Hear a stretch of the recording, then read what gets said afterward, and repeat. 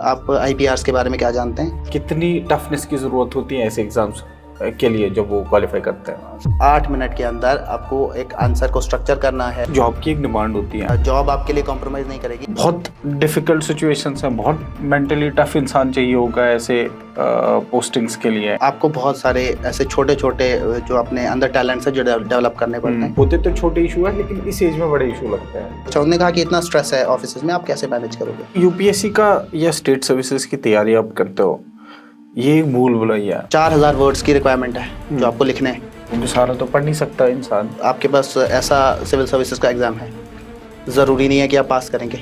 और अपनी पढ़ाई को छोड़ दिया। पहले 2 अटेम्प्ट्स में मेंस क्वालिफाई नहीं हुआ था मेरा। लाइफ तो वैसे भी स्पॉइल हो जाएगी अगर नहीं करोगे। अगर आपको करना है तो आपको किसी ना किसी तरीके से तो करना है। सिविल सर्विसेज का एग्जाम दिया, एक बार में क्लियर नहीं हुआ। अपने पर्सनल एक्सपीरियंस से मैं कहूँ, मैंने कहीं से कोचिंग नहीं ली है। तो इतनी बड़ी बात थी नहीं, जब हुआ नहीं तो शायद मुझ में ही कोई गड़बड़ होगी। तो मैंने खुद सीखा, ठोकर खाई, फिर से सीखा। जंगल में डाल दिया गया जहाँ सर्वाइवल का डिफिकल्टी हो रहा था। जो है जंगल में किसी पेड़ के नीचे गुजारी, कहीं पे गुजारी, तो ऐसा बहुत बार हुआ। वहाँ का लास्ट जॉब जो था वो एसआई का ही था। वही सेंस ऑफ अंडर एम्प्लॉयमेंट आप में एक स्पार्क को जिंदा रखता है। पेपर एसए का पेपर 4 और ऑप्शनल आपका रैंक डिसाइड करता है, उसी से आपका एक्चुअल जो है पुश मिलता है। मैडम जो मंजीत कौर है, उनका एक था, मैं बहुत थैंकफुल हूँ उनके लिए कि उन्होंने हमें गाइड किया। Hello everyone, my name is Wesley Butt. Welcome back to another episode of Exceptional Journey by Wes. आज मैं फिर आपका मेज़बान, आपका होस्ट, एक ऐसी शख्सियत को आपके सामने लाया हूँ जिनका लाइफ फुल ऑफ चैलेंजेस रहा है, जिन्होंने शीप हस्बेंड्री से, एसआई की ट्रेनिंग से, सिविल सर्विसेज की जर्नी उन्होंने कैसे सफ़र तय किया है, क्या क्या स्ट्रगल्स रहे हैं, क्या क्या उन्होंने अचीव किया है। ऐसे शख्स हैं जिनका नाम नदीम अहमद है। ये डोडा के रहने वाले हैं और बेसिक डोडा से नहीं, डोडा से भी पीछे तकरीबन 20 किलोमीटर दूर एक गांव है, वहाँ के रहने वाले हैं। इनका सफ़र वहाँ से शुरू हुआ है और आज इन्होंने जो मकाम हासिल किया है, जिन्होंने इनका अचीवमेंट है, वो है कि इन्होंने JKS 2024 with rank 6th qualify किया है। मैं thank you so much Nadeem, आप हमारे पॉडकास्ट पे आए, हमारे इनविटेशन पे। Thank you so much for coming और बहुत सारी बातें होंगी आज आपसे ज़रूर, तो थैंक यू सो मच। आपका बहुत बहुत शुक्रिया कि आपने ये प्लेटफॉर्म दिया जहाँ मैं अपनी बात, मैं बहुत वक्त से ऐसे किसी प्लेटफॉर्म का मतलब इंतज़ार कर रहा था कि जहाँ से मैं अपनी बात एस्पिरेंट्स तक रखूँ या अपनी सोसाइटी तक पहुँचाऊँ। मैं डोडा से लगभग 20 किलोमीटर दूर एक गांव है अल, जिसका नाम है, मैं वहाँ का रहने वाला हूँ। पैदाइश वहीं की है। उसके बाद लगभग बहुत ही अर्ली एज में मेरे फादर ने वहाँ से माइग्रेट किया शहर में, क्योंकि हमारा जो गांव है एजुकेशन वाइज जो है उसमें उतने एवेन्यूज़ नहीं थे। तो उन्होंने एक विजन देखा, उनने ख्वाब देखा, उसके बाद माइग्रेट किए शहर में। हालांकि उतने फाइनेंशियली साउंड नहीं थे, लेबर क्लास से ताल्लुक़ रखते थे, लेकिन एक विज़न इतना बड़ा था कि उस विज़न ने उनको गांव से बाहर लाके शहर में लाया, जहां उन्होंने वहाँ एक प्राइवेट स्कूल है फरीजा मॉडल नाम करके, वहाँ पे हम 5 भाई हैं, हमें 5 भाइयों को वहाँ पे पढ़ाया। तो अनथक मेहनत की, बहुत स्ट्रगल रही है उनकी अपनी ज़िंदगी की। तो जो कि मुझे लगा कि काफ़ी हद तक जो उन्होंने एक अपना एक विज़न देखा था, वो विज़न अपने बच्चों में उन्होंने लगभग जो है तय किया। जैसे आपने बोला कि देखिए, आपको जो सुनने वाले हैं वो सिर्फ डोडा से या सिर्फ एस्पिरेंट्स नहीं सुनेंगे। हमारी जो ऑडियंस है, जो हमें सुनने वाले हैं, वो पेरेंट्स हैं बच्चों के, बहुत सारे वॉक ऑफ लाइफ से लोग जुड़े हुए हैं हमारे साथ जो हमें सुनते हैं, एंड ऑफ कोर्स एस्पिरेंट्स। तो हम स्ट्रैटेजी तो बाद में डिस्कस करेंगे कि हम स्ट्रैटेजीज आपकी क्या रही है, will go into that also. But before that, जैसे आपने ये बोला कि आप डोडा के रहने वाले हैं, डोडा से पीछे 1 किलोमीटर दूर है गाँव, वहाँ से आपके किसी मतलब जब आप, मेरा ख्याल है छोटे होंगे सारे लोग, वहाँ से आप लोगों ने माइग्रेशन की, और माइग्रेशन करने का कारण ये था कि अपने बच्चों को बेहतर एजुकेशन देना। ऐसे हम्बल बैकग्राउंड से 5 आपके बच्चे हैं, 5 बच्चों को पालना और उनको अच्छी शिक्षा देना, क्या कुछ स्ट्रगल, मतलब मैं शुरुआत ऐसे इंसान के स्ट्रगल से करना चाहूँगा कि आपके फादर के, क्योंकि आपने बोला आप वैसे भी बहुत हम्बल बैकग्राउंड से आते हो, और कैसे उन्होंने ये सोचा और कैसे आप लोग गए, फिर उन्होंने किस तरह फाइनेंशियली भी, of course it is not easy, तो कैसे उन्होंने मैनेज किया? ये जो पूरी स्टोरी है वो उनकी अपनी स्ट्रगल से स्टार्ट होती है। उन्होंने 1982 में उन्होंने मैट्रिक का एग्ज़ाम हमारे एरिया में पास किया, और उस वक्त जो वहाँ का मैट्रिकुलेट होता था वो एक अच्छा एजुकेटेड आदमी माना जाता था 1982 के एरा में। तो उस वक्त उन्होंने उसके बाद मतलब खुद गवर्नमेंट जॉब्स के लिए बहुत कोशिश की, लेकिन अनफॉर्चुनेटली जो कि उनको नहीं मिल पाई। लेकिन उनको कहीं ना कहीं ये समझ आ गया था कि अगर हमें एक ऐसे गांव से, मतलब जहां पर आज भी एज ऑन 2025 में 6 या 7 गवर्नमेंट एम्प्लॉयज़ हैं। अच्छा, ओके। तो ऐसे गांव से आना, वहां से अपने जो हालात है उसको ट्रांसफॉर्म करना, तो उनको ये कहीं ना कहीं समझ आ गया था कि एजुकेशन ही एक ऐसा जरिया है जिससे हम ये पूरा ये सिनेरियो जो है ये चेंज कर सकते हैं। तो उनके पास भले ही मे बी उनके पास फाइनेंशियल रिसोर्सेज उस वक्त नहीं रहे होंगे उतने ज़्यादा, लेकिन उनका विजन अपने फाइनेंशियल रिसोर्सेज को सरपास कर रहा था। वो मतलब बहुत दूर का विजन था। तो उस विजन को देखते हुए उन्होंने शहर में माइग्रेट किया। तो उनकी स्ट्रगल तो खैर हमने अपनी आंखों से देखी है। उनका जो कैसे उन्होंने पढ़ाया, मतलब 5 भाइयों को, उन्होंने एक प्राइवेट स्कूल वहाँ पे है, वहाँ पे उस प्राइवेट स्कूल में पढ़ाया। तो बहुत मतलब स्ट्रगल जो उनकी थी वो तो मैं लफ्ज़ों में बयान नहीं कर सकता, वो जो मैंने अपनी आंखों से देखी हुई है। लेकिन जब काफ़ी टाइम के बाद थोड़ा उसका रिजल्ट आना शुरू हुआ, तो फिर उन्हें कहीं ना कहीं मतलब दशकों की, दहाइयों की मेहनत के बाद उनको लगा कि जो मैंने इतनी मेहनत की, जो मैंने इतनी स्ट्रगल की, वो कहीं ना कहीं जो है वो साकार हो रही है। क्योंकि मेरे छोटे 2 भाई वो दोनों MBBS कर रहे हैं। एक का ऑलमोस्ट कंप्लीशन पर है, एक सेकंड प्रोफ में है। मेरे कहाँ MBBS कर रहे हैं वो? मेरे जो मुझसे छोटे हैं वो गवर्नमेंट मेडिकल कॉलेज जम्मू से कर रहे हैं। ओके। और जो सबसे छोटे हैं वो गवर्नमेंट मेडिकल कॉलेज अनंतनाग से। उन्होंने अच्छे रैंक से नीट क्वालिफाई किया इसका मतलब? जो मुझसे छोटे भाई हैं उन्होंने फर्स्ट अटेम्प्ट में नीट क्वालिफाई किया था, और जो दूसरा है उसने 1 साल ड्रॉप करके नीट अटेम्प्ट किया। तो विद सेल्फ स्टडी पूरा वो मैनेज किया। बड़े 2 भाई हैं वो भी गवर्नमेंट सर्विसेज में हैं दोनों। तो ऑल एंड ऑल की उन्होंने जो एक सपना देखा था, जो एक विजन उन्होंने तैयार किया था, उसका जो स्ट्रक्चर दिया था उन्होंने, तो वो कहीं ना कहीं साकार हो गया, फाइनली हुआ। आप कौन से, जैसे आपने बोला कि आपके 5 भाई हैं, तो आप किस उसमें फॉलो करते हो? 2 मुझसे बड़े हैं और 2 मुझसे छोटे हैं, मतलब बीच में आप बीच वाले भाई हो। तो आपको लेके उनका विजन क्या रहा है? ऐसा पर्टिकुलर कोई डिस्कशंस होते थे कि भाई मुझे नदीम आपसे बड़ी उम्मीद है कि आप अच्छा करोगे, आप एज ए स्टूडेंट क्या मीडियोकर स्टूडेंट थे, बैक बेंचर थे, बढ़िया स्टूडेंट थे, क्या थे आप? 8-9 तक तो मैं मतलब बिल्कुल फ्रंट डेस्क वाला था, जिसपे कि टीचर की नज़र होती है कि ये बच्चा है, मतलब जिस पे मुझे फोकस करना है बहुत ज़्यादा, कि ये बच्चा करेगा। अपने स्कूल में तो मैं कंप्लीट टाइम वैसा ही रहा हूँ। मतलब पहले मैं टाइम पे 80 से 85 के बीच का जो बच्चा होता है, मैं हमेशा से वही रहा। ना मैं 85 क्रॉस किया, ना मैं 80 से नीचे कभी आया, मतलब उसी रेंज में जो है मैं था। तो टीचर्स का भी उसमें सपोर्ट था, उनको भी एक फर्म बिलीफ था कि मतलब ये बच्चा कुछ आगे जाके कुछ कर सकता है। मेरे दोस्त जो है उनको वो था कि यार कि मतलब कुछ कर सकता है ये आगे जाके, तो उनका था। और खासकर अगर मैं अपने फादर की बात करूं, तो उन्होंने जो सिविल सर्विसेज का जो ये था सीट था, ये उनका विजन था कि आप सिविल सर्विस की तरफ जाएं, आप में कैलिबर है, आप अच्छा परफॉर्म कर रहे हैं स्कूल में, कॉलेज में, यूनिवर्सिटी में आप अच्छा परफॉर्म कर रहे हैं, तो आप सिविल सर्विसेज की तरफ जाए। तो वो एक मेन रीज़न था कि मैं रिसर्च में ना जाके मास्टर्स के बाद मैं सिविल सर्विसेज की तरफ आया। और चले शुक्र अल्लाह का कि उसके बाद जो उनका विजन था वो कामयाब हुआ। बट जैसे आपने बोला सारे लोगों को भरोसा था आप पे कि आप तो कर ही लोगे, अच्छे स्टूडेंट रहे आप।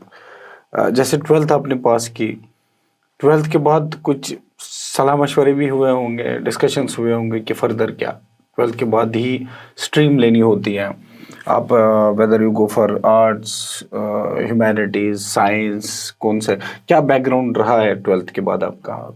मेरा पूरा जो एजुकेशनल बैकग्राउंड है, एकेडमिक्स की मैं बात करूँ तो साइंस का रहा है। मैंने मास्टर्स भी जो की है वो ज़ूलॉजी में की है।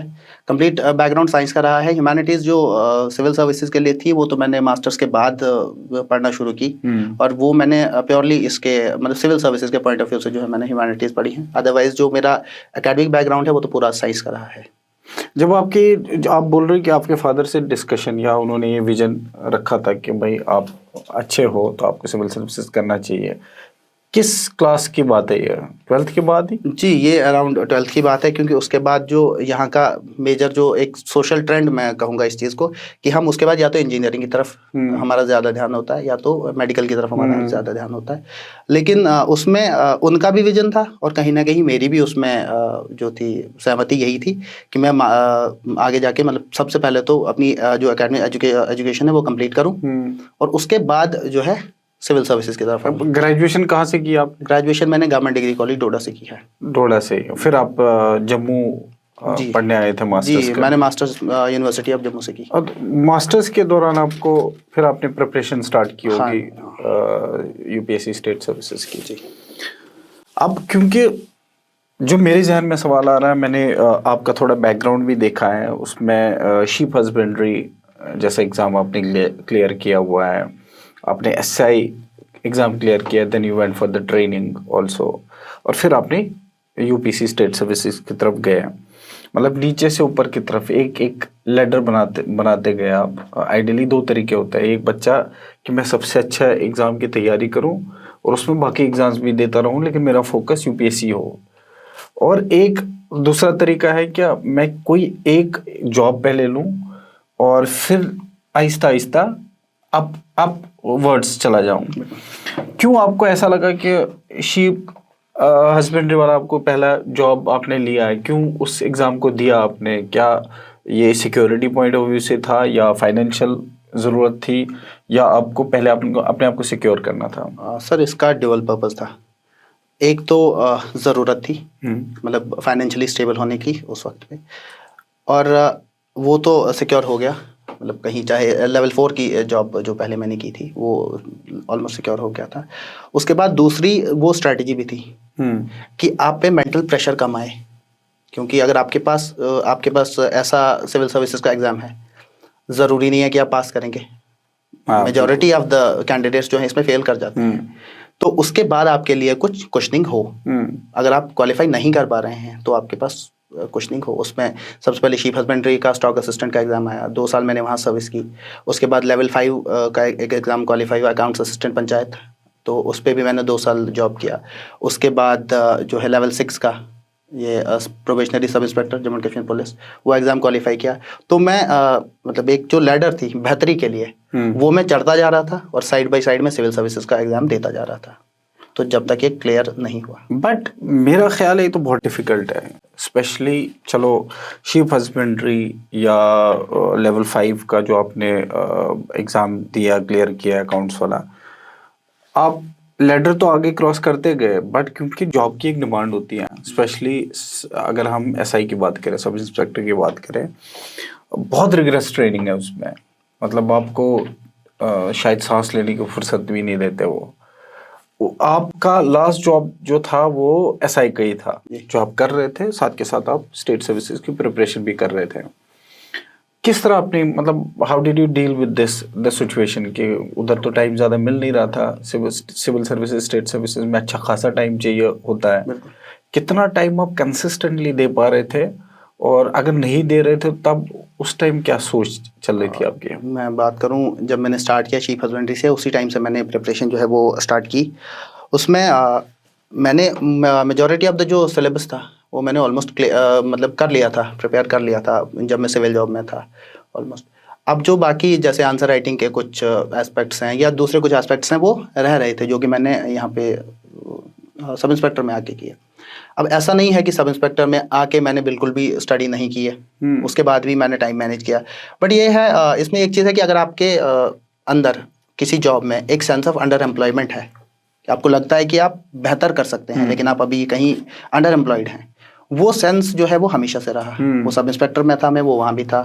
वही सेंस ऑफ अंडर एम्प्लॉयमेंट आप में एक स्पार्क को जिंदा रखता है कि मुझे कुछ बेहतर करना है। तो ड्यूटी आवर्स के बाद, क्योंकि जो उसकी कुछ डिमांड्स हैं, सिविल जॉब की तो डिमांड फिर भी कुछ थोड़ी बहुत कम है, उसमें आप थोड़ा बहुत टाइम अपने लिए निकाल सकते हैं आफ्टर, चाहे सुबह आप अर्ली की बात करें या आप शाम को जॉब के बाद की बात करें, तो आपके पास टाइम है। अगर आप 6 घंटे 7 घंटे भी पढ़ना चाहते हैं तो मतलब अगर आप कहीं और वो ज़ाया ना करें तो आप वो सफिशिएंटली वो टाइम यूटिलाइज कर सकते हैं, जो कि मैंने 2 जॉब्स में किया। फिर जब मैं सब इंस्पेक्टर की ट्रेनिंग में गया, हमने सबसे पहले एक मिलिट्री इंस्टॉलेशन में ट्रेनिंग की, वहाँ पे तो टाइम नहीं लगा। उसके बाद हम सब इंस्पेक्टर के लिए जब पुलिस ट्रेनिंग इसमें एकेडमी में गए, वहाँ पर थोड़ा बहुत टाइम हम 1 आध घंटा निकाल लेते थे। लेकिन अब ट्रेनिंग आपको पता है बहुत ही एक रिगरस जॉब है, तो वहाँ पे आप बहुत ज़्यादा टाइम मैनेज नहीं कर पाते हैं। तो बट ठीक है, अगर आपको करना है तो आपको किसी ना किसी तरीके से तो करना है, कोई ना कोई तरीका निकालना हाँ है। आपको वो मैनेज करना है, क्योंकि जॉब आपके लिए कॉम्प्रोमाइज़ नहीं करेगी, आपको अपने लिए खुद एवेन्यूज ढूंढने पड़ेंगे कि मैं कहाँ से टाइम निकालूं। बिल्कुल। देखो, जैसे आपने एक चीज़ बोली कि आपने सब इंस्पेक्टर का एग्ज़ाम क्लियर किया हुआ है। आई एम श्योर बहुत सारे बच्चे ऐसे होंगे जो सब इंस्पेक्टर की तैयारी भी कर रहे होंगे। ज़रूरी नहीं है कि सारे सिविल सर्विसेज, स्टेट सर्विसेज की तैयारी कर रहे होंगे।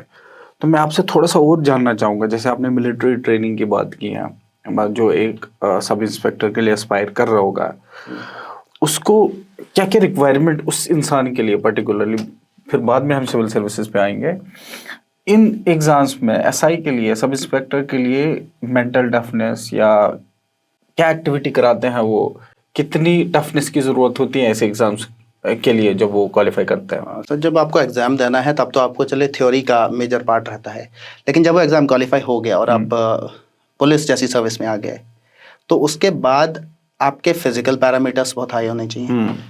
खास पुलिस की मैं बात करूं, हमें तो खैर जब हम अपॉइंट हुए उसके बाद हमने पहली जो ट्रेनिंग की, वो हमने जंगल वॉरफेयर की ट्रेनिंग की कहीं एक मिलिट्री इंस्टॉलेशन में।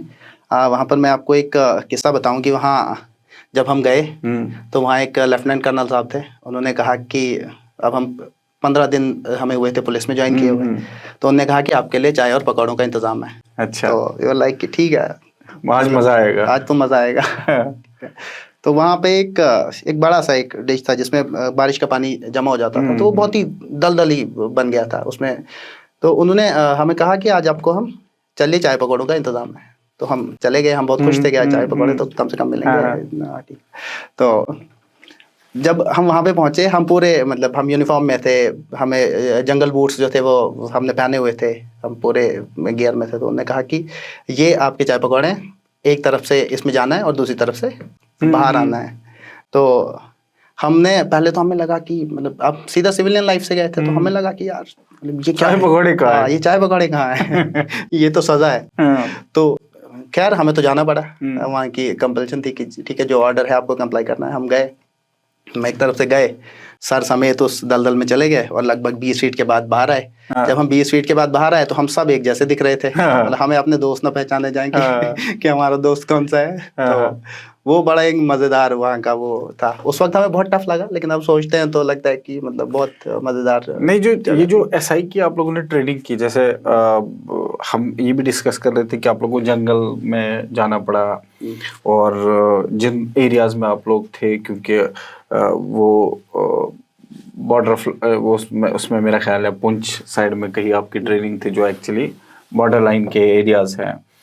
तो बहुत डिफ़िकल्ट सिचुएशंस हैं, बहुत मेंटली टफ इंसान चाहिए होगा ऐसे पोस्टिंग्स के लिए, या भले ये ट्रेनिंग भी हो।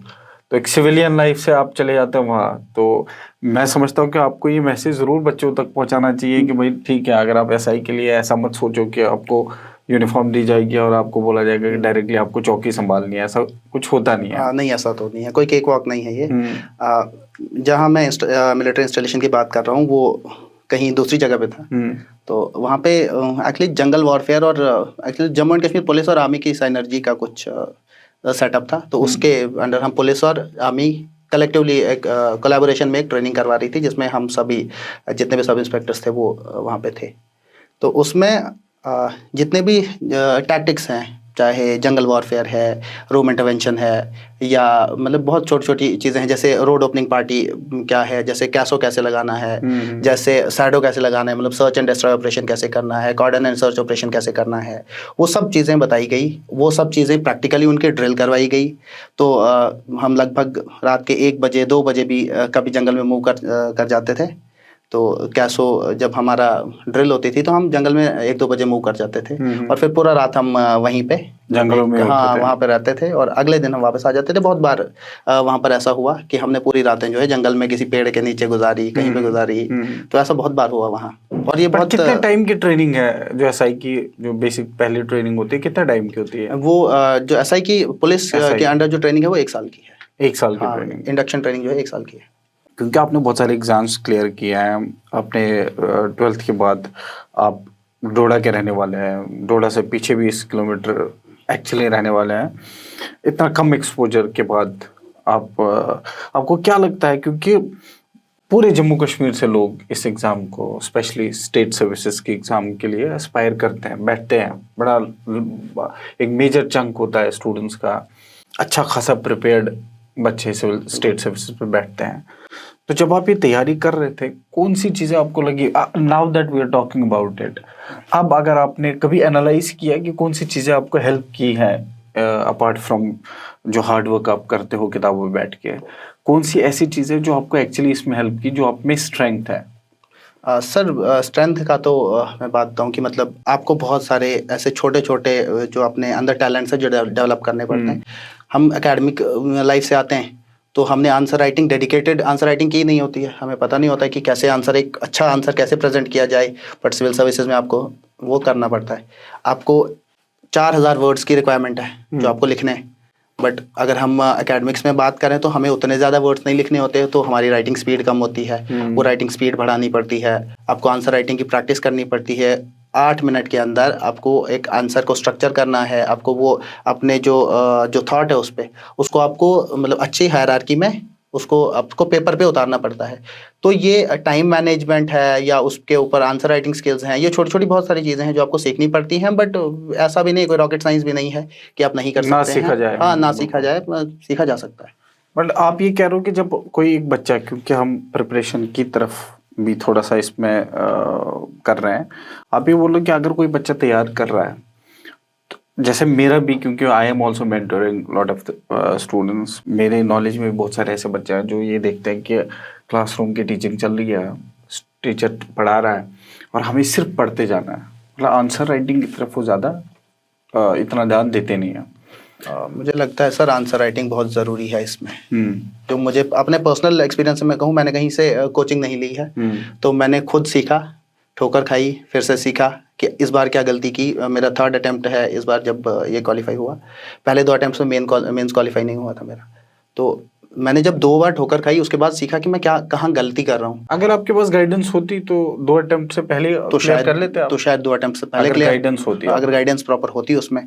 तो ये था जब दूसरी बार भी मेंस क्वालिफाई नहीं हुआ तो फिर मैंने इंट्रोस्पेक्ट किया कि मैं लैग कहाँ कर रहा हूँ। क्योंकि सभी बच्चों का एक जो अपना एक रेटिंग का पैरामीटर होता है, सबको पता होता है कि मैं कहाँ स्टैंड कर रहा हूँ कंपटीशन में। खास करके मैंने 2-3 एग्जाम्स जेके एसएसबी के दिए हुए थे, तो मतलब एक मोटा मोटा अंदाजा मुझे था कि मैं कहाँ इस कंपटीशन में स्टैंड कर रहा हूँ। तो उसके हिसाब से मेरा जेके पीएससी में रिजल्ट नहीं आ रहा था। मुझे लग रहा था कि जहाँ मैं स्टैंड कर रहा हूँ कंपटीशन में, वो मेरा जेके पीएससी के रिजल्ट में सामने नहीं आ रहा है। तो फिर मैंने सोचा कि मैं गलती कहाँ कर रहा हूँ। बहुत सारी चीज़ों के बाद मैंने ये रियलाइज़ किया कि मैं आंसर राइटिंग तो कर नहीं पा रहा हूँ, क्योंकि मैं एक नॉलेज बेस लेके जा रहा हूँ। वो मैं पहले अटेम्प्ट में और दूसरे अटेम्प्ट में भी मेरे पास था, और सेम नॉलेज बेस या विद सम मॉडिफिकेशंस मेरे पास 3rd अटेम्प्ट में भी सेम था।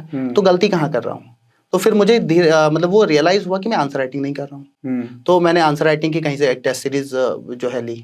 तो उसमें मैंने अराउंड 8 से 10 जो है टेस्ट वो लिखे।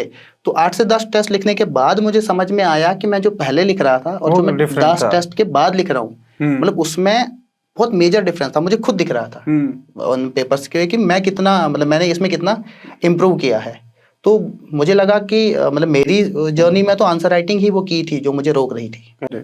बट आपको जब आपने प्रिपरेशन स्टार्ट की, उस टाइम कोई दोस्त, कोई आपको गाइड करने वाला नहीं था कि भाई आप पढ़ तो रहे हो, आंसर राइटिंग साथ साथ करो, ऐसा कोई बोलने वाला नहीं था आपको? सर सिविल सर्वेंट तो हमारी पूरी फैमिली में से कोई भी नहीं था। कोई था नहीं। हाँ, और मेरे एक दोस्त हैं जो उसके बाद जिनका सिविल सर्विसेज हुआ था, उनका भी सेम ऐसी ही कहानी है। हालांकि उनका 1st अटेम्प्ट में हुआ, लेकिन उन्होंने भी बिना गाइडेंस के, पूरा यही बिना गाइडेंस के उनका भी पूरा काम चला।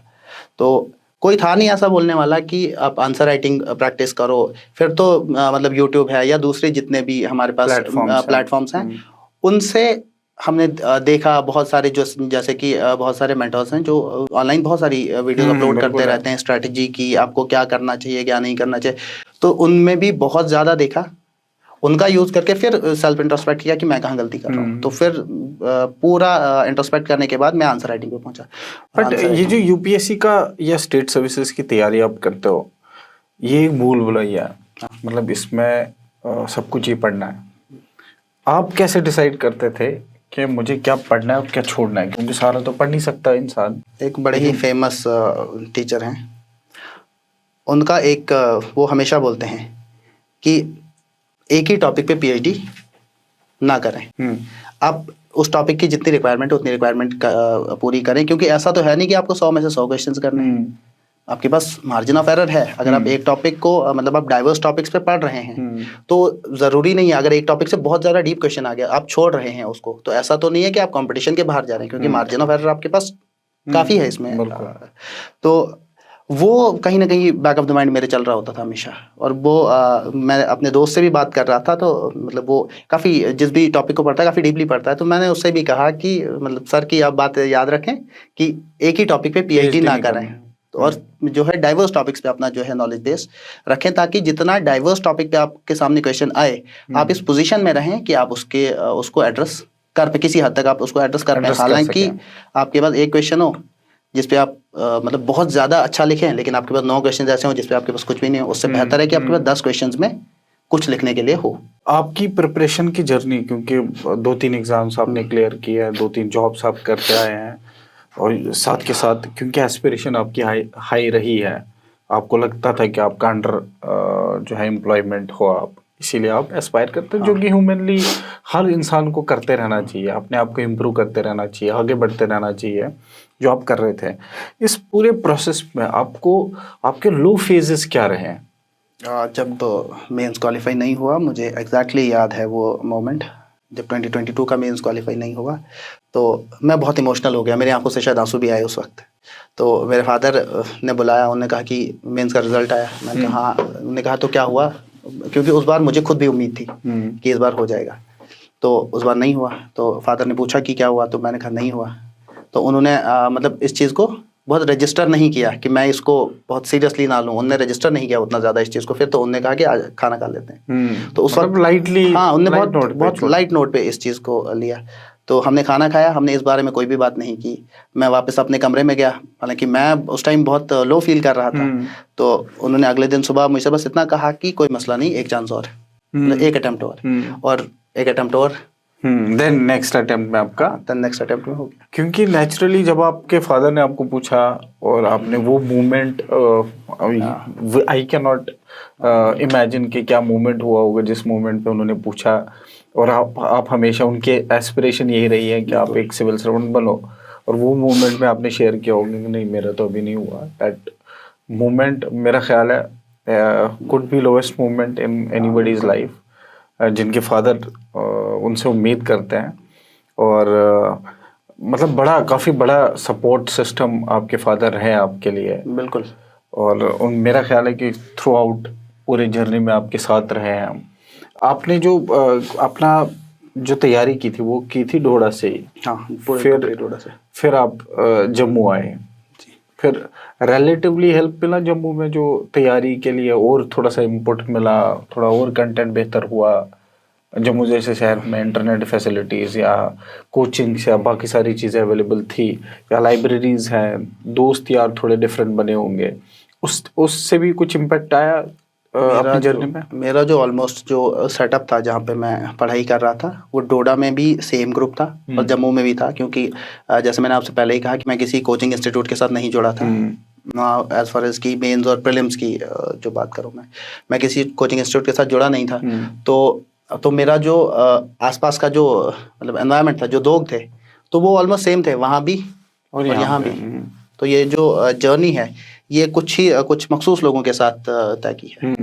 और ये मखसूस लोग आपकी स्ट्रेंथ थे? हाँ, बिल्कुल। फॉर दिस प्रिपरेशन, तो मतलब पीयर ग्रुप आपका हाँ, एक इम्पॉर्टेंट एस्पेक्ट है तैयारी करने जी का। बिल्कुल। उसमें तो मेरे 2 दोस्त जो हैं वो ऑलरेडी सिविल सर्विसेज में हैं और 1-2 दोस्त हैं जो अभी भी इसके लिए तैयारी कर तो रहे ये हैं। जर्नी कैसे साथ चल के करे आप? मतलब आप लोग बैठे, चाय पी रहे, डिस्कशन चल रहा है, न्यूज़पेपर का डिस्कशन चल रहा है, करंट अफेयर्स, या नॉर्मल बातें चलती थी जब आपस में मिलते थे? नहीं, जब बाहर हम जाएं तो एक अनसेड रूल है कि अभी पढ़ाई के बारे में कोई बात नहीं होगी।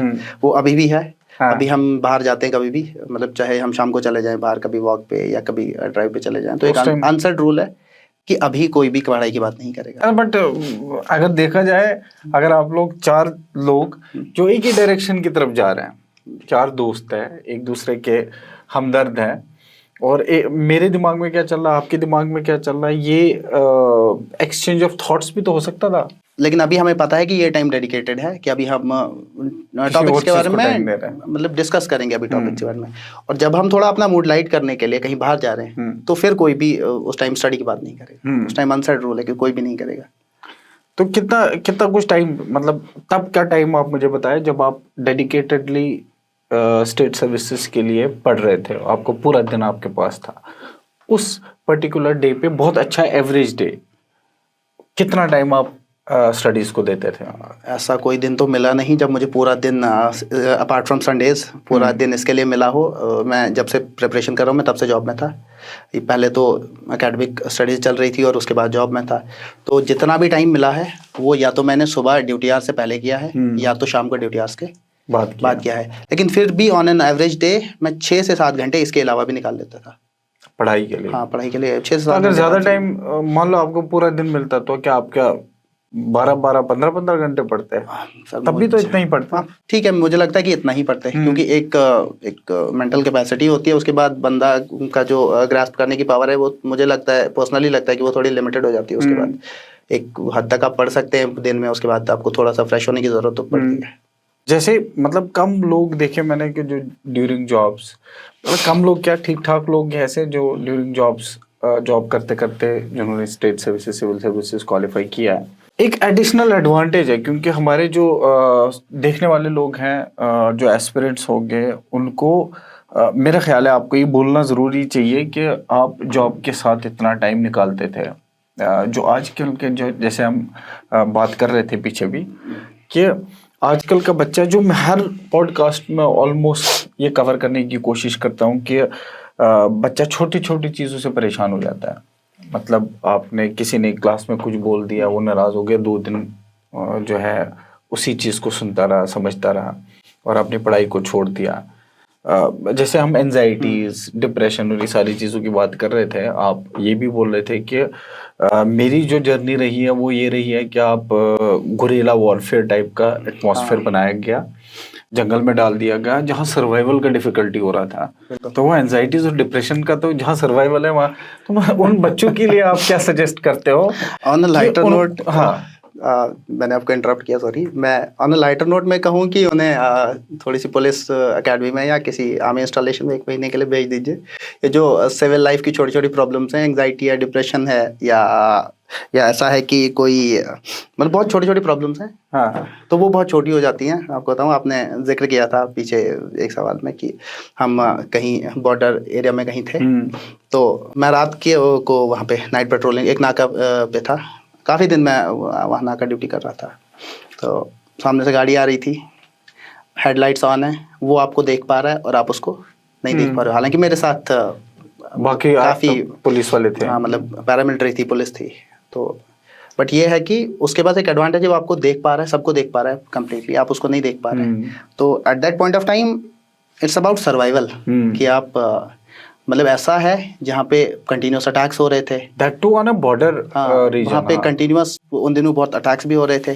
तो at that point of time मतलब मैं ये बैक ऑफ द माइंड कहीं सोचता था कि अगर इसमें हुआ तो मैं तो बिल्कुल एक्सपोज्ड हूँ। तो वहाँ पे मेरे पास टाइम ये कहाँ था कि मैं डिप्रेशन, एंग्जाइटी या कोई मुझसे नाराज हो रहा है, कोई खुश हो रहा है, इस चीज़ के लिए मेरे पास टाइम नहीं था। वो तो सर्वाइवल का टाइम था कि क्या मैं बचूंगा या नहीं बचूंगा, यहाँ मैं अपनी जान कैसे बचाऊं। तो मुझे लगता है कि जिनको भी ये मतलब इस तरह की कोई चीज़ प्रॉब्लम हाँ प्रॉब्लम करती है। तो आपको इन सब चीज़ों से मतलब ये बहुत छोटी छोटी प्रॉब्लम्स लगती हैं, तब जब आप सिक्योरिटी फोर्सेस में जाते हैं ये प्रॉब्लम बहुत छोटी हैं, उसके बाद आपके पास बहुत बड़ी बड़ी प्रॉब्लम्स होती हैं सॉल्व करने के लिए। तो ये इनको तो शायद आदमी उसके बाद रजिस्टर भी नहीं करता कि ये कोई प्रॉब्लम है। बिल्कुल।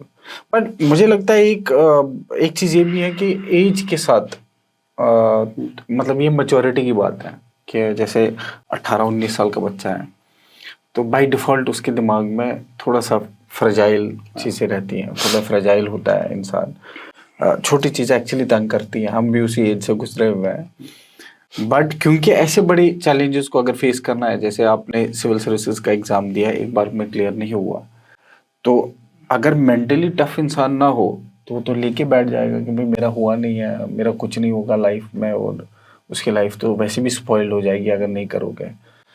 तो मेरा ख्याल है कि हमारा सजेशन यही रहेगा बच्चों को कि इन चीज़ों को से हट के आप ऐसा सोचो कि आपको एज अ करियर बनाना है, आपके पास 6 अटेम्प्ट्स है, ये एडवांटेज है।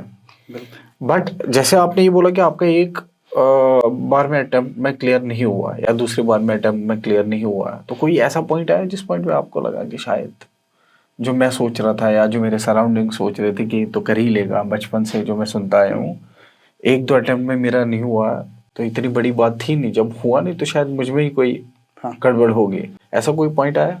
सर जब दूसरी बार भी मेंस नहीं हुआ तो एक चीज़ के बारे में मैं क्लियर था कि मैं इतना बुरा स्टूडेंट तो नहीं हूँ कि मैं ना कर पाऊँ, क्योंकि बहुत सारे सिविल सर्वेंट्स हैं, मेरे बैचमेट्स हैं, मेरे जूनियर्स हैं, मेरे सीनियर्स हैं, बहुत सारे जो है ऑलरेडी सिविल सर्विसेज में थे जिनसे मैं पर्सनली, जिनके साथ बैठ के मैंने पढ़ा। तो ऑल एंड ऑल एक आइडिया बंदे को होता है कि कितने मतलब कैपेबिलिटी के लोग इसमें हैं।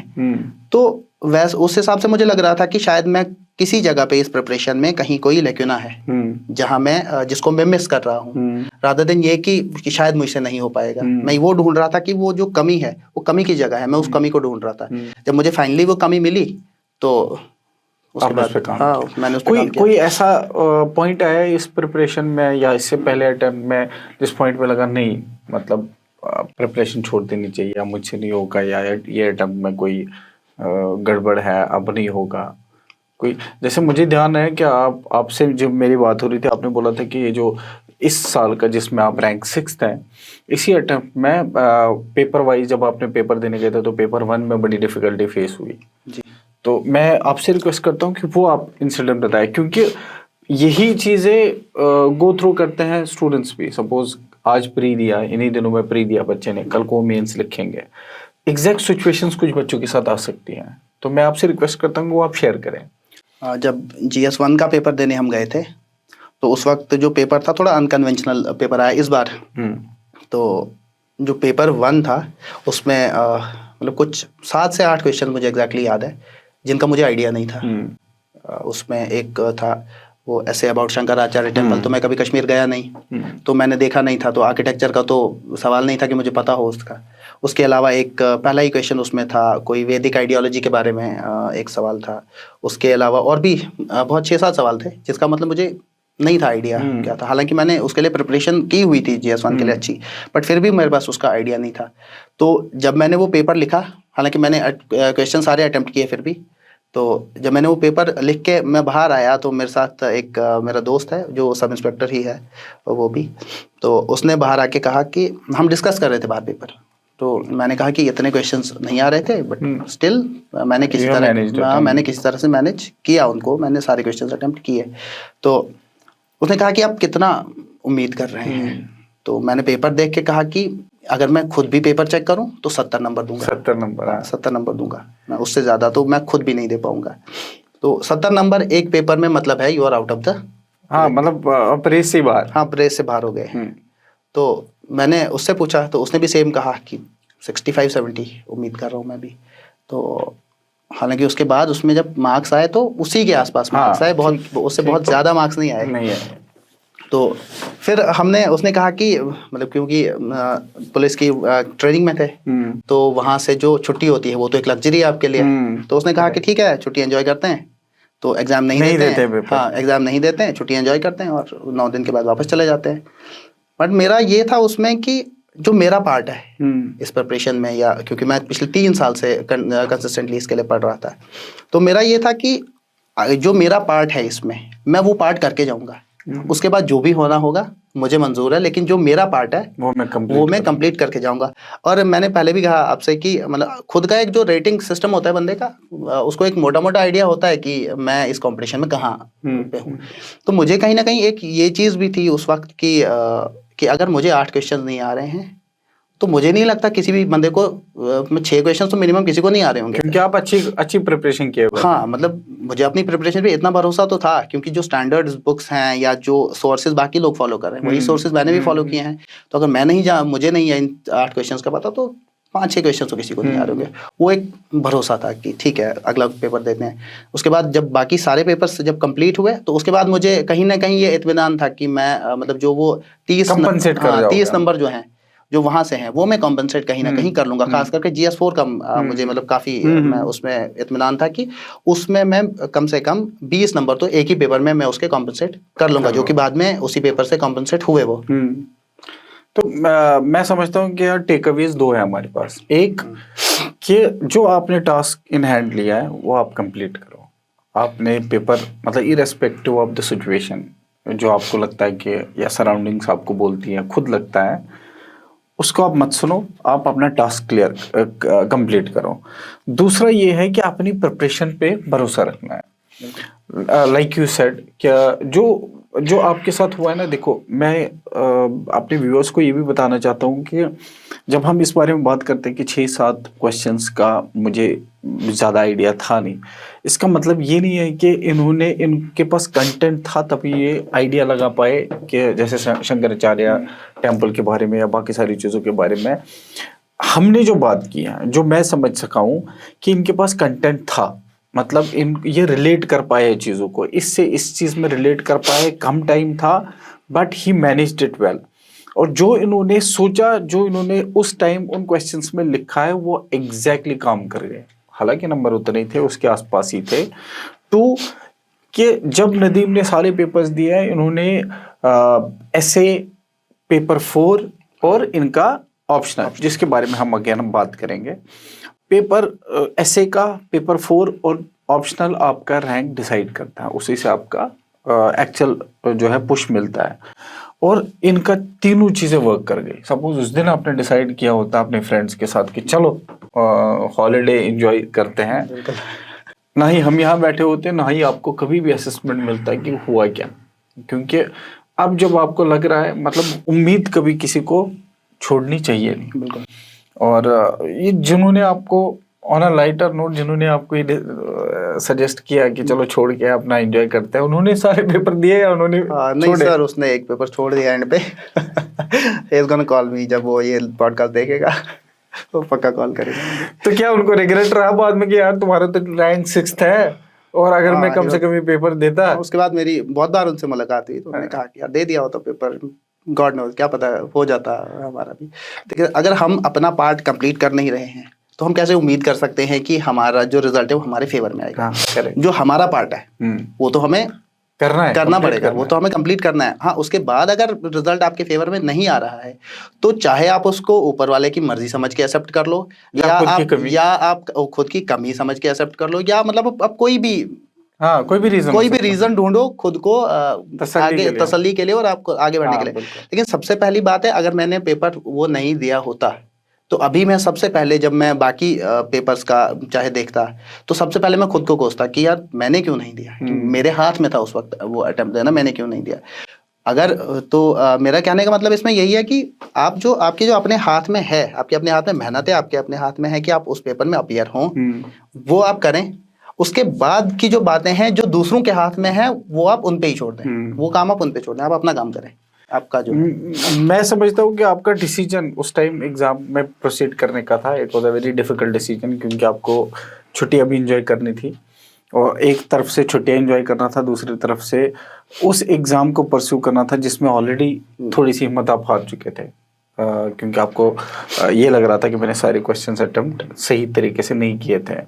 बट क्योंकि आपने हिम्मत रखी, 2nd, 3rd, 4th paper and then optional, वो सारे पेपर्स में I have seen your marksheet also, और इन्होंने अमेजिंगली एक्सीड किया। फिर जो उधर एक पेपर में रह गया था उन्होंने कंपनसेट किया बाकी पेपर्स में। तो it is a take away for all of you कि आप अपने डिसहार्टन नहीं होना है, मतलब अपनी हिम्मत नहीं लूज करनी है।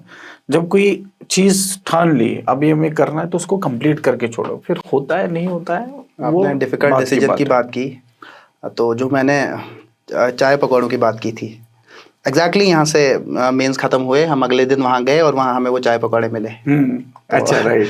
तो डिसीजन तो वो डिफ़िकल्ट था, क्योंकि आपको डिसाइड करना था कि मतलब ये 9 दिन आप एग्ज़ाम दे रहे हैं, ऐसा एग्ज़ाम दे रहे हैं जिसमें आपको उम्मीद कम है, या आप ये कर रहे हैं कि आप इन 9 दिनों को एंजॉय करें और उसके बाद अपनी जो लाइफ है, मतलब जो भी सिक्योरिटी की लाइफ है, आप उसमें वापस चले जाएं। बट उस वक्त मैंने ये सोचा कि नहीं, मैं अपना पार्ट करके जाऊँगा चाहे कुछ भी हो, फिर बाकी जो हो।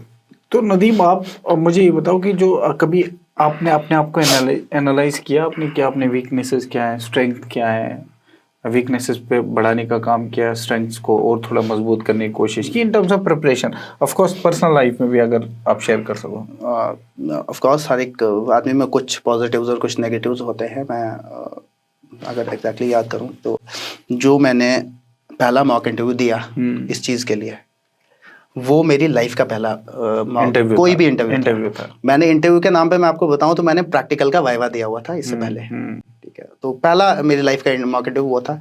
मुझे खुद लग रहा था, मतलब थोड़ा लग रहा था कि शायद मेरे अंदर कॉन्फिडेंस कम है उस वक्त आंसर जब मैं कर रहा था। बाद में मैंने उसकी जब वीडियो देखी तो मुझे लगा कि वो जो अंडर कॉन्फिडेंस वो फेस पे झलक नहीं रहा था। तो उसके बाद मैंने एक और इंटरव्यू दिया। तो पहला इंटरव्यू जो था, मैं कुछ बहुत सेटिस्फाई नहीं रहा, मतलब अपनी परफॉर्मेंस से वहाँ। तो मैंने एक और इंटरव्यू दिया, वो मैंने ऑनलाइन एक कोचिंग इंस्टीट्यूट है उनसे बात की। तो क्योंकि उस वक्त हम फाइनेंशियली सब कुछ अफोर्ड कर सकते थे, लेकिन ट्रेनिंग से आप टाइम अफोर्ड नहीं कर सकते। तो वो श्रीनगर का इंस्टीट्यूट था।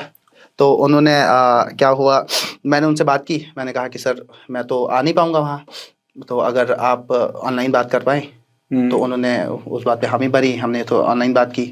तो जब उन्होंने मतलब मॉक इंटरव्यू किया, तो उसके बाद भी मतलब मेरे अंदर थोड़ा कॉन्फिडेंस तो आ गया था, बट ऐसा नहीं था कि मैं बिल्कुल कॉन्फिडेंट था कि नहीं मैं इंटरव्यू बोर्ड को फेस कर सकता हूँ। तो मैंने अगले दिन एक तीसरे इंस्टीट्यूट में बात की मॉक इंटरव्यू के लिए गया। वहाँ जब मैं गया, वहाँ मैं पूरा मतलब प्रिपेयर्ड हो बिल्कुल मतलब अपने हिसाब से मुतमईन था कि मतलब मैं इनके साथ बहुत ही आसानी से बात कर पा रहा था वहाँ पे। तो जब मैंने वो तीसरा मॉक इंटरव्यू ख़त्म किया, उसके बाद मेरे अंदर मतलब अच्छा कॉन्फिडेंस बूस्ट हुआ। तो उन्होंने बाद में जो फीडबैक दिया, उन्होंने कुछ बताया कि आप यहाँ पे ये करेक्ट कर सकते हैं, वहाँ पे वो करेक्ट कर सकते हैं। तो मसला ये था, उन्होंने जितने मार्क्स फिर बाद में मतलब एक उन्होंने आइडिया दिया कि आप हमें लगता है कि आप यहाँ से इस वाले ब्रैकेट में फॉल करते हैं। जो फाइनल का स्कोर था वो ऑलमोस्ट उसी ब्रैकेट के अंदर था। तो मतलब उसके बाद मेरा लेकिन काफ़ी कॉन्फिडेंस बूस्ट हुआ। फिर उसके बाद मैं कहीं नहीं गया, मुझे लगा कि कहीं और मॉक इंटरव्यू देने जाऊंगा तो मे भी वहाँ पे थोड़ा मतलब मैं आंसर ना कर पाऊँ, कॉन्फिडेंस ना गिर जाए। तो उसके बाद मैंने कुछ भी नहीं किया, मैंने 2 दिन बिल्कुल रिलैक्स किया। तो फिर इंटरव्यू वाले दिन सुबह जस्ट न्यूज़पेपर पढ़े और मैं फिर चला गया। हमारी ऐसी मज़ेदार कॉन्वर्सेशन हो रही है, इन्फॉर्मेटिव इंटरेस्टिंग सी कॉन्वर्सेशन नदीम के साथ हो रही है, जिसमें इनकी पूरी कहानी, इन्होंने कहाँ से शुरू किया है, इन्होंने डिफरेंट एग्ज़ाम्स को कैसे क्वालिफाई किया, डिफरेंट एग्ज़ाम्स को कैसे अप्रोच किया, फिर एसआई जैसा एग्ज़ाम इन्होंने क्लियर किया, एसआई क्लियर करने के बाद ट्रेनिंग के बाद उनको यूपीएससी स्टेट सर्विसेज क्वालिफाई करना। आज के दिन में भी नदीम ये एक सिचुएशन मुझे देखने को मिल रही है कि एसआई और पीएससी जेके पीएससी का एग्ज़ाम समहाउ ये एस्पिरेंट्स ना सेम है। जो आज का एस्पिरेंट है वो जैसे आपने किया है कि आप सब इंस्पेक्टर आपने एग्ज़ाम दिया है और आपने स्टेट सर्विसेज भी, दोनों एग्ज़ाम्स आपने क्वालिफाई किया है। इसमें एक जो डिफ़िकल्टी मुझे समझ में आ रही है बच्चों के जहन में, वो कि बैलेंस कैसे करें, whether they should approach for SI.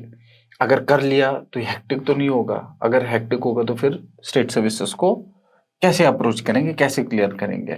आप थोड़ा सा इस पे अपना रोशनी डालें कि क्या बच्चे के लिए ठीक रहेगा। मुझे लगता है जो मेरी पर्सनल ओपिनियन है, आप डिफर कर सकते हैं सर उससे, लेकिन ये है कि आप जो आपके पास इन हैंड है, अगर आप के पास 2 एग्जाम 2 अपॉर्चुनिटीज़ हैं तो आप ग्रैब करें दोनों को, क्योंकि बहुत ज़्यादा फ़र्क सिलेबस में है नहीं। जनरल का सिलेबस है, ज्योग्राफी तो सेम है, क्योंकि ऐसा है नहीं कि सिविल सर्विसेज की ज्योग्राफी में साइक्लोन कुछ और हो जाएगा और जेके पीएसआई की Correct. ज्योग्राफी में साइक्लोन बिल्कुल। कुछ और हो जाएगा, वो तो सेम रहेगा। तो जब आप खास करके सिविल सर्विसेज की प्रिपरेशन करते हैं तो 60-70% या मैं कहूँगा 80%, तो आप ऑलमोस्ट सारे जो कॉम्पिटिटिव एग्जाम्स हैं सिलेबस तो सेम है, Same. जनरल नॉलेज तो सेम है ना, चाहे ज्योग्राफी हो, हिस्ट्री हो, चाहे इकोनॉमी हो, सारी चीज़ें सेम है। तो मैं कहूँगा कि आप दोनों को अप्रोच करें, आपको एक कलेक्टिव अप्रोच बनाएं और दोनों को करें। और उसके बाद आपने बात की कि अगर कोई बंदा ऐसा ही लग गया तो क्या उसके बाद उसके लिए बहुत हैक्टिक हो जाएगा। जो मेरा पर्सनल एक्सपीरियंस है सर, मैं आपको बताऊं कि हमारा जब हमने ज्वाइन किया बिल्कुल 15 दिन के बाद मेंस का एग्जाम था। हम ऐसा सोच रहे थे, एक time back of the mind ये चीज़ आई कि कहीं मैंने गलत तो नहीं किया, क्योंकि इलेक्शंस भी उस टाइम होने वाले थे और छुट्टियों का तो बहुत ऐसे पुलिस में छुट्टियों का बड़ा इशू रहता है। हाँ, तो उसमें इलेक्शन भी था, तो ऐसा था कि शायद छुट्टी मिले ही ना। तो मैं एक सेकंड के लिए सोचा कि यार कहीं गलत तो नहीं कर दिया, क्योंकि ये तो बैकअप प्लान है। हाँ, असली में तो वही करना है। और मैं उसके एग्जाम में अगर नहीं बैठ पाया तो फिर मतलब फायदा क्या? I am stuck. तो उसमें हमने 9 दिन के लिए छुट्टी अप्लाई की थी। And the director general police, ये आर एस साहब, ही वाज काइंड इनफ कि उन्होंने 18 दिन की छुट्टी सर सैंक्शन कर दी। ग्रेट। तो उसमें हमने, उसके बाद हम आराम से आए, पेपर दिया। अदरवाइज हमें तो वो छुट्टी नहीं मिल रही थी। वो तो डायरेक्टर जनरल साहब की मतलब उतना वो उनका बड़ा दिल था कि उन्होंने उस टाइम हमें 18 दिन की छुट्टी 9 दिन की एडिशनल दे दी कि मतलब अगर बच्चों ने प्रीलिम्स क्वालिफाई किया है, मेंस के लिए बैठने वाले हैं, तो इनको डिपार्टमेंट की तरफ से कोई हर्डल ना हो। मतलब डिपार्टमेंट ने उधर वहां पूरा सपोर्ट किया। उसके बाद जब मेंस क्वालिफाई हुआ, उस टाइम मैं पुलिस ट्रेनिंग स्कूल में था। तो उस वक्त पुलिस ट्रेनिंग स्कूल में भी जो स्केड्यूल होता है वो बड़ा टाइट स्केड्यूल होता है। उसमें आपको अपने लिए गिन के 2 घंटे मिलते हैं स्टडी टाइम के नाम पे। और मेरा यकीन करें आप कि वो जब दिन इतना हैक्टिक होता है ना कि वो 2 घंटे वो आप आराम का टाइम बना देते हो स्टडी टाइम को। फिर लेकिन वहाँ पे थे हमारे एसएसपी मैडम मंजीत कौर है वहाँ पे। उन्होंने बहुत सपोर्ट किया, उन्होंने गाइड भी किया। इवन वो खुद हमारे पास आए, उन्होंने खुद हमारे साथ बात की इस बारे इंटरव्यूज के बारे में कि इंटरव्यू में आपको क्या पूछा जा सकता है, आपको कैसे तैयारी करनी है। गाइड किया उन्होंने? हाँ, उन्होंने पूरा गाइड किया, पूरा सपोर्ट किया। इवन एक थोड़ा सा जो बीच का टाइम स्लॉट था, उन्होंने वो टाइम स्लॉट भी हमें दिया कि आप डेडिकेटेड इस टाइम स्लॉट में अब अपनी डेडिकेटेड स्टडी करें। तो अगर आप करने वाले हैं तो आपको सपोर्ट करने वाले बहुत लोग, ऐसे लोग मिलेंगे, बहुत ऐसे मतलब लोग मिले। ऐसा नहीं है कि आपको ऑफिसर हमेशा ये कहेगा कि नहीं ये आगे ना बढ़े।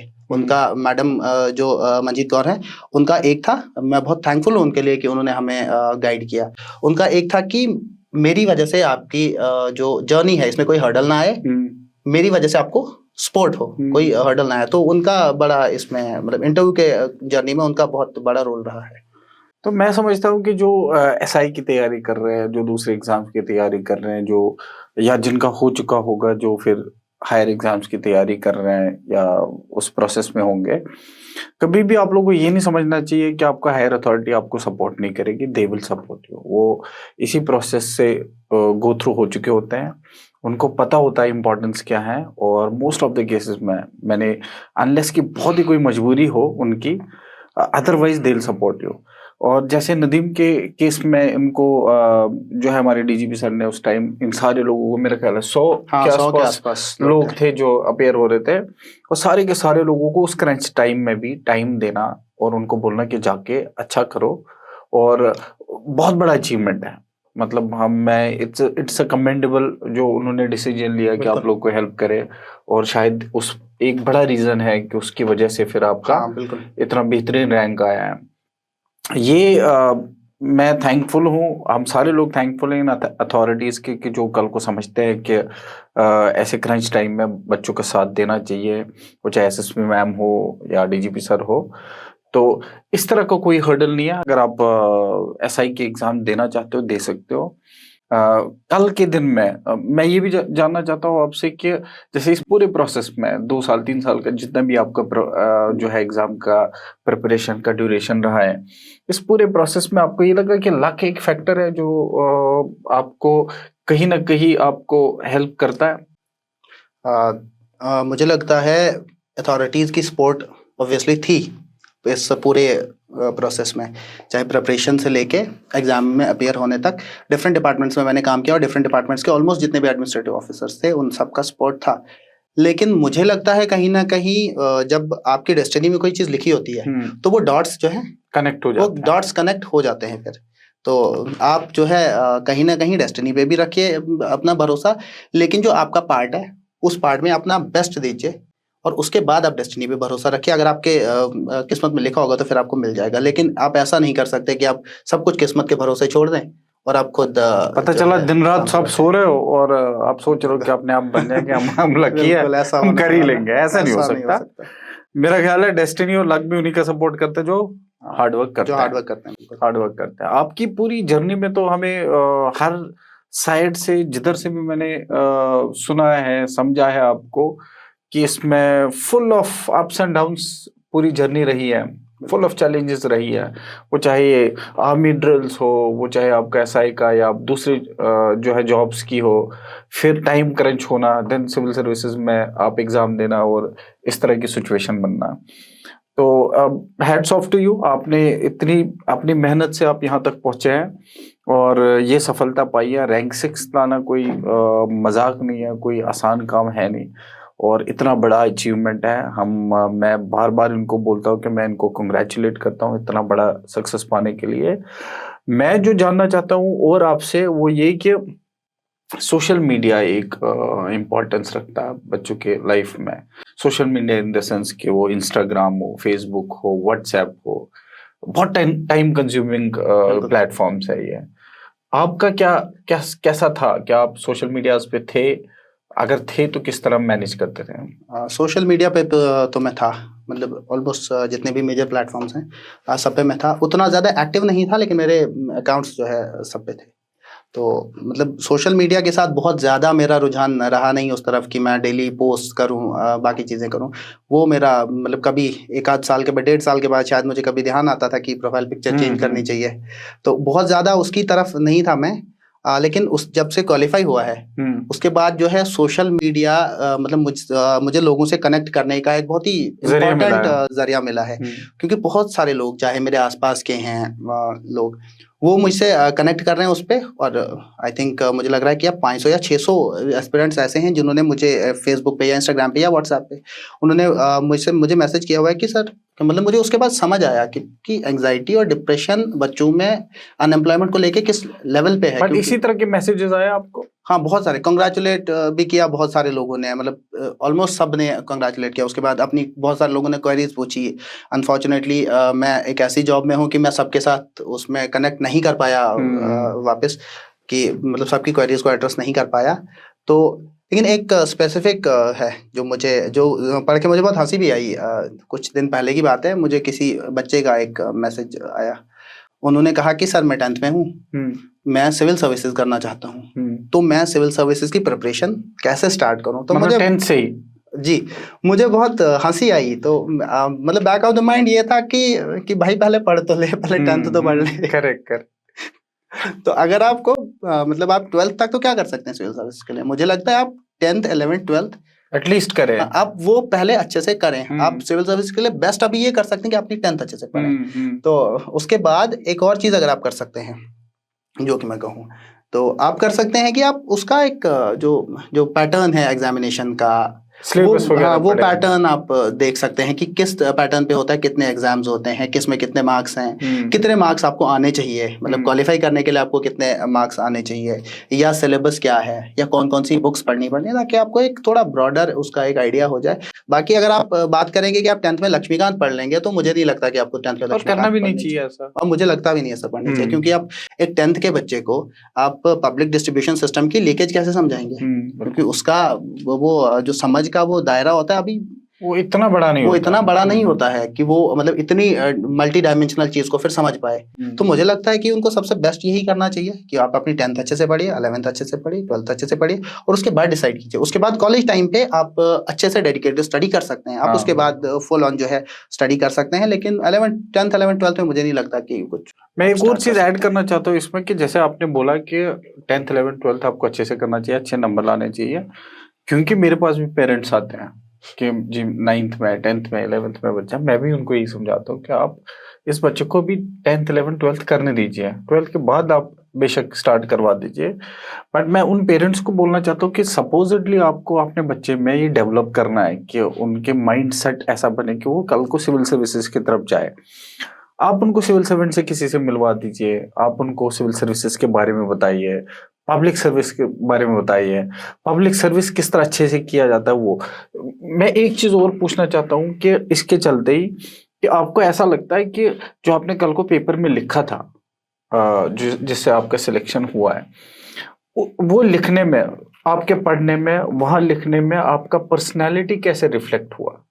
सर ऑफ कोर्स आप जो पढ़ते हैं उस चीज़ को एक इंटरनलाइज करते हैं किसी भी टॉपिक को लेके, उसके बाद जो वहाँ पे आप पेपर पे लिखते हैं ना, वो आपका एक उसका अपना परसेप्शन होता है Correct, आपका। आप उस चीज़ को कैसे समझते हैं। जैसे मैं अगर ले लूँ कोई भी, जैसे एमएसएमईज पे क्वेश्चन मान लीजिए आ गया, तो एमएसएमई से मैं क्या परसेप्शन ले रहा हूँ कि एमएसएमईज में आगे क्या मतलब विजन क्या हो सकता है हमारा, ठीक है, या उसमें अभी क्या शॉर्टकमिंग्स है। तो वो मेरा एक अपना परसेप्शन मैं अपने पेपर पे लिखता हूँ, क्योंकि एग्जैक्टली ऐसा तो है नहीं कि मैं रटा मार रहा हूँ और मैं एग्जैक्टली वही चीज़ जाके पेपर पे लिख रहा हूँ। मैं उसको पढ़ूंगा और बाद में जब पेपर पे लिखूंगा तो वो एमएसएमईज के बारे में मेरा एक अपना परसेप्शन होगा कि ये मैं इसमें क्या लिमिटेशंस है, इसमें क्या चीज़ है, इसमें फर्दर क्या किया जा सकता है। वो एक मेरा एक मतलब एक पर्सनलाइज उसका परसेप्शन होगा, क्योंकि जो आपकी पर्सनैलिटी होगी वैसा वो पेपर में रिफ्लेक्ट होगा। रिफ्लेक्ट होगा। जैसे एक चीज जो बहुत जरूरी है समझनी, मेरे लिए एटलीस्ट ये समझना जरूरी है, आई एम श्योर कि जो ऑडियंस देख रही होगी उनके लिए भी, कि सपोज ऐसे आता है, ऐसे वुमेन इशू पे आता है। नॉर्मली बहुत सारे इश्यूज होते हैं जो एक लड़की को, एक महिला को जो है फेस करना पड़ता है। उसमें बहुत, एक तो ऑप्टिमिस्टिक अप्रोच हो सकता है, पेसिमिस्टिक अप्रोच हो सकता है, न्यूट्रल वे हो सकता है। मैं एक जस्ट एक एग्जांपल के तौर पर बोल रहा हूँ। तो एक इंसान को वो ऐसे क्या दिमाग में, जैसे हमने बोला कि खुद की रिफ्लेक्शन आती है उसमें। अब इस एज में, स्टूडेंट एज में, थोड़ा सा पेसिमिस्टिक इंसान पॉसिबली होता ही होता है कि नहीं हो रहा होता है, या 10 चीजें बैक ऑफ द माइंड चल रही होती हैं जो होते तो छोटे इशू है लेकिन इस एज में बड़े इशू लगते हैं। तो कैसा अप्रोच इस्तेमाल करना चाहिए? जैसे 11th-12th का ही बच्चा हमें सुन रहा हो इस टाइम, तो उनको इस पॉइंट ऑफ टाइम पे कल को उनको ऐसे लिखना है, तो अभी से कैसे डेवलप करना है ताकि वो अप्रोच ठीक रहे उस टाइम लिखने में? हाँ, मुझे लगता है कि जो न्यूट्रल आर्टिकल्स हैं, बहुत सारे न्यूज़पेपर्स में न्यूट्रल आर्टिकल्स आते हैं, बहुत में थोड़ा सा मतलब कोई किसी तरफ लीन भी होते हैं आर्टिकल, बट आप मेजॉरिटी में आप ये करें कि आप एक बैलेंस्ड अप्रोच लेके चलें, जो मेरा अपना मानना है। आप नेगेटिव एस्पेक्ट्स भी बताएं, आप पॉजिटिव एस्पेक्ट्स भी बताएं, और एज एन एडमिनिस्ट्रेटर, मतलब आपको अगर लिख रहे हैं एक पेपर, तो सबसे पहले तो आप बैक ऑफ द माइंड ये सोचिए कि मैं एक एडमिनिस्ट्रेटर हूँ और मैं अपना थॉट इस पे दे रहा हूँ, तो मैं कितना इसमें पॉजिटिव बता सकता हूँ, कितना नेगेटिव बता सकता हूँ, वो आप एज एन एडमिनिस्ट्रेटर बैठिए उस पेपर में। अगर आप एज एन एडमिनिस्ट्रेटर पेपर में बैठ रहे हैं तो आई थिंक आप उसको अच्छे से बैलेंस वे में आंसर कर सकते हैं, और आप उसको ऐसी डायमेंशंस में एड्रेस कीजिए जैसी डायमेंशंस में एक आम आदमी उसको एड्रेस ना कर पाए। अगर कोई उसको सिर्फ पॉजिटिव और नेगेटिव में देख रहा है, तो आप उस पे मतलब 10 किस्म की नई डायमेंशंस पे उस पे बात कर सकते हैं। आप सोसाइटी को लेके बात कर सकते हैं, आप उस पॉलिटी को लेके बात कर सकते हैं, आप हिस्टोरिकल बैकग्राउंड को लेके बात कर सकते हैं, रादर देन कि आप सिर्फ नेगेटिव और पॉजिटिव बात करें। आप मतलब उसमें ये ज्योग्राफी को लेके वो कैसे चेंज हो रही है वो चीज़, आप उस पे बात कर सकते हैं। मतलब एज एन एडमिनिस्ट्रेटर मुझे लगता है कि उसको आपको करना चाहिए, जितना मल्टी डायमेंशनली एड्रेस करें उतना बेहतर है, और उतना मुझे लग रहा है ज्यादा स्कोरिंग होने वाला है वो आपके लिए। अगर आप एज ऑफिसर, सॉरी मैं इंटरप्ट कर रहा हूँ, अगर आप एज ऑफिसर मान लीजिए आप कोई चीज लिख रहे हैं, वहाँ एज स्टूडेंट लिख रहे हैं, और वहाँ कोई ऐसी पॉलिसी की बात हो रही है जो एक्चुअली आप पर्सनली सोचते हैं कि नहीं ये ऐसे तो नहीं होना चाहिए, आप क्रिटिकल हो उस पॉलिसी के बारे में, फिर क्या करोगे आप? सर अगर कोई ऐसी पॉलिसी है, सबसे पहले तो मुझे लगता है कि एक अनसेट रूल है कि कभी भी बहुत ज्यादा क्रिटिकल ना हो जाइए गवर्नमेंट, इतने ज्यादा क्रिटिकल ना हो जाए गवर्नमेंट के कि पेपर चेक करने वाले को लगे कि यार कि ये तो ऑपोजिशन का आदमी लग रहा है मुझे। वैसा भी ना करें आप, तो तब भी आपको न्यूट्रल ही तरीके से उसको ठीक है। आप उसको देखिए, इसमें तो ये है कि मतलब अगर आपको कान पकड़ना है ना, ऐसे पकड़े या ऐसे पकड़े, अब क्रिटिकल जो उसमें अगर है कोई लेक्यूना तो आपको डिस्कस करना पड़ेगा, लेकिन एक ऑप्टिमिस्टिक वे में उसको करें, मतलब कि सामने चेक करने वाले को ये परसेप्शन हो कि ये लेक्यूना बता तो रहा है, लेकिन ये कंस्ट्रक्टिव क्रिटिसिज्म तो मतलब उसको जस्टिफाई भी करना हाँ, उसको जरूरी है जस्टिफाई कीजिए। ऐसा ना हो कि आप सिर्फ नेगेटिव्स पे बात करें और उसका जो अगर उसका कोई पॉजिटिव एस्पेक्ट हो तो आप वो दे ही ना। अगर उसका आप कोई नेगेटिव एस्पेक्ट दे भी रहे हैं तो आप साथ में एक सोल्यूशन भी दे दें कि हम इसको इस तरीके से ठीक कर सकते हैं, ताकि उसको लगे, ताकि चेक करने वाले को लगे कि ठीक है, इसका जो माइंडसेट है वो एक एडमिनिस्ट्रेटर का माइंडसेट है, क्योंकि वो आपको एडमिनिस्ट्रेटर बनाने नहीं वाले, वो आपको, आप एक एडमिनिस्ट्रेटर ऑलरेडी हैं बाय माइंडसेट, और वो आपको पिक करने वाले हैं कि अच्छा ये एडमिनिस्ट्रेटिव माइंडसेट का आदमी है, इसको हम पिक करते हैं। तो आप टुवर्ड्स द एंड, क्योंकि काफी समय हमने आपका लिया है, मैं सिर्फ अब आपका जो इंटरव्यू पीएससी में इंटरव्यू हुआ था जीकेएस में, उसके बारे में थोड़ा सा एक्सपीरियंस बताइए कि कैसा गया, क्या गया, फैक्चुअल क्वेश्चंस थे और नर्वसनेस थी, ओवरकम कैसे हुई, क्या कैसे डील किया?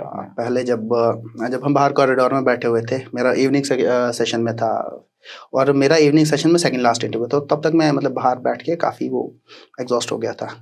तो लेकिन एक चीज़ थी वहाँ पे जो मेरे लिए पॉजिटिव काम की कि मेरे जो सब इंस्पेक्टर दोस्त थे, 3 सब इंस्पेक्टर दोस्त ऐसे थे जो कि उसी दिन सेम सेशन में थे, तो हम अपने मूड को लाइट करने के लिए मतलब हम बात कर रहे थे, मतलब कोई अंदर से बंदा आ रहा था तो दूसरे बंदे उससे पास जाके पूछ रहे थे कि क्या पूछा। हमने वो नहीं किया था वहाँ, हम नॉर्मली मतलब चिट चैट कर रहे थे कि हमारे ट्रेनिंग में यहाँ से वापस जाके क्या होगा या अभी तक क्या हुआ, मतलब हम वैसे ही बिल्कुल नॉर्मल कॉन्वर्सेशन कर रहे थे। तो उसने हमारा जो मतलब जो मूड था हमारा, हम वहाँ लाइट रख पाए, क्योंकि काफ़ी मतलब मुझे लग रहा है कुछ 3 घंटे मैं वहाँ पे बाहर कॉरिडोर में बैठ रहा, उसके बाद मेरी टर्न आई। तो तब तक हम नॉर्मली वहाँ पे डिस्कशन करते रहे, मतलब बहुत ही लाइफ के बारे में, अपार्ट फ्रॉम कि इंटरव्यू में अंदर क्या पूछने वाले हैं। तो जब इंटरव्यू में एंटर किया उस टाइम थोड़ा सा नर्वस था मैं कि मतलब कैसा होगा क्या होगा।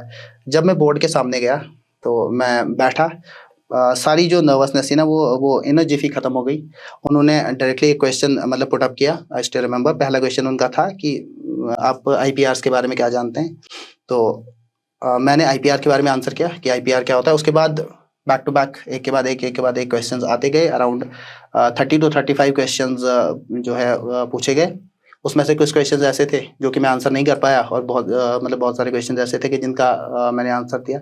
कुछ का बाद में लगा कि इसका आंसर मैं इससे बेहतर दे सकता था, but at that point of time मेरे दिमाग में स्ट्राइक नहीं की जो आया वही बोला। हाँ, लेकिन एक चीज था कि मैं मुतमईन था इस चीज से कि अगर मैं दोबारा भी इंटरव्यू देने जाऊं, कुछ क्वेश्चंस तो ऐसे होंगे जिनका मैं आंसर वो बेस्ट आंसर नहीं दे पाऊंगा जो कि मैं सोच के आया हूँ कि मैं ये आंसर दूंगा, मे बी वहाँ स्किप हो जाएगा। तो जब मैं वहाँ से बाहर आया, ज़्यादा मेरा जो इंटरव्यू था वो फैक्चुअल ही रहा, क्योंकि शाम को बहुत लेट आवर्स में था, तो थोड़ा फैक्चुअल रहा। उसमें मुझे एक चीज़ ये अप्रीहेंशन थी कि मतलब थोड़ा कि जो इसमें था कि एज एन एडमिनिस्ट्रेटर, मतलब कोई सिचुएशन बेस्ड क्वेश्चन आए जिसमें मैं ये बताऊं कि मुझे जो है मतलब कैसे एडमिनिस्ट्रेशन काम करती है उसका मुझे आइडिया है, क्योंकि मैं लगभग 5 साल से तो काम कर रहा था ऑफिस में या ग्रास फुट लेवल पे काम कर रहा था। तो वो आइडिया मुझे था कि मतलब कैसे सिचुएशंस को टैकल करना है वहाँ पे, उसका मुझे एक विविड आइडिया लेके गया था मैं। बट उस बार में कोई क्वेश्चन नहीं आया, तो मुझे बाहर आके थोड़ा लगा कि मतलब जो मेरे अंदर जो मतलब मैं जो लेके गया था कि यार मैं तो मतलब कि मैं जो दिखा सकता हूँ कि यार कि I am an able administrator बन सकता हूँ मैं, तो वैसा तो कोई क्वेश्चन आया नहीं। मतलब मुझे तो क्वेश्चन आया सस्टेनेबल डेवलपमेंट क्या है, सस्टेनेबल डेवलपमेंट क्या, या हम बायो रिसोर्सेज को कैसे बचा सकते हैं, या फॉरेंसिक्स क्या है। तो मतलब उसमें ऐसा है नहीं कि मतलब फॉरेंसिक साइंस में ये सेरोलॉजी क्या है, उसमें तो मैं क्या दिखाऊंगा कि मैं मतलब आगे जाके एडमिनिस्ट्रेटर कैसे बनूं। तो मेजॉरिटी आप देखिए एक ही क्वेश्चन मुझे ऐसा लगा, मतलब जो उन्होंने पूछा, उन्होंने कहा कि इतना स्ट्रेस है ऑफिस में, आप कैसे मैनेज करोगे, मतलब इतना ज़्यादा स्ट्रेस है, आप पहले भी पुलिस से हैं। तो इस स्ट्रेस मैनेजमेंट पे एक क्वेश्चन आया था जिसका मैंने आंसर दिया, जिसका मुझे मतलब मैं मुतमईन था कि मतलब इसका आंसर जो है मैंने एक आंसर ठीक दिया है। तो बाद में जब रिजल्ट आउट हुआ तो उसके बाद मेंस जो इंटरव्यू में भी अच्छे मार्क्स थे। अच्छा, मतलब ऐसा था नहीं कि कुछ कम नंबर दिए। नहीं जब towards the end I would just like to ask you one last question कि आपने इंटरव्यू दिया, इंटरव्यू के इमीडिएटली बाद कुछ दिन बाद आपका रिजल्ट आया, वो रिजल्ट आया, क्या आप एक्सपेक्ट कर रहे थे कि आप कोई भी मतलब आप उस लिस्ट में फॉलो करोगे? सेकंड कि किधर थे आप और अपने फादर को, अपने घर वालों को कैसे बोला? जब रिजल्ट आया, जब इंटरव्यू का लास्ट डे था, हम वापस अपने जो ट्रेनिंग स्कूल थे, पुलिस ट्रेनिंग स्कूल में था मैं उस वक्त। हमने पूरे दिन मोटा अंदाजा तो हमें हो गया था कि मतलब पुराने बैचेस को देख के कि लास्ट वाले दिन जिस दिन रिजल्ट जिस दिन लास्ट का इंटरव्यू होगा उस दिन रिजल्ट शाम तक आ जाएगा। हम 10 बजे तक रुकते रहे, 10 बजे तक रिजल्ट आया नहीं। तो उसमें एक मतलब आप 10 बजे आपकी लाइट्स ऑफ हो जाएंगी और आपको सोना है। तो वो डिसिप्लिन का तकाजा है वहां पे। तो वो बंदा विद टाइम वो बंदा 10 बजे ही सोने शुरू हो जाता है फिर, और वो आपकी एक हैबिट बन जाती है 10 बजे। तो हम 10 बजे सो गए सभी। 11:30 पौने 11 के आसपास मेरे एक दोस्त का कॉल आया डोडा से। तो उन्होंने कहा कि आपका रैंक 6 है। तो मैंने बड़ी धीमी सी आवाज में कहा, क्योंकि आस पास लोग सो रहे थे। तो मैंने बड़ी धीमी सी आवाज में कहा कि आसपास लोग सोए हैं, जाग जाएंगे, मजाक ना कीजिए, सुबह बात करते हैं। आपको यकीन नहीं आया? तो मुझे लगा ऐसे 12:30 बजे कौन सा या 11:30 बजे कौन सा रिजल्ट आने वाला है। तो फिर उसने थोड़ा मतलब फर्म आवाज में बताया। तो उसने बताया, मतलब वो एक्चुअली बड़ा खुश था। तो उसने बड़े फर्म आवाज में बताया कि मतलब हो गया है, 6 रैंक है आपका। तो मेरी आंखें खुल गई। तो मैंने कहा अच्छा 6 रैंक है। तो मैं बोलता है आप JKPSC की साइट चेक कीजिए। तो मैंने JKPSC की साइट चेक की। तो मैंने नाम देखा 6 रैंक पे। मुझे फिर यकीन नहीं हुआ। तो मैंने एक बार सोचा कि मेरे सामने मेरा दोस्त हिमांशु शर्मा, वो भी सब इंस्पेक्टर है, वो बैठा हुआ था, वो सोया हुआ था एक्चुअली। तो मैंने उसे जगाया। तो मैंने कहा कि भाई ये JKPSC की साइट चेक करो। मेरा दोस्त बोल रहा है कि आपका 6 रैंक आया है, आप एक बार क्रॉस चेक करो। हालांकि मैंने उससे पहले एक बार चेक किया कर लिया था। तो उसने भी चेक किया। तो उसने मुबारकबाद दी, मतलब हम गले लगे। तो उसके बाद पहला कॉल जो मैंने किया, मैंने अपने वालिद साहब को किया।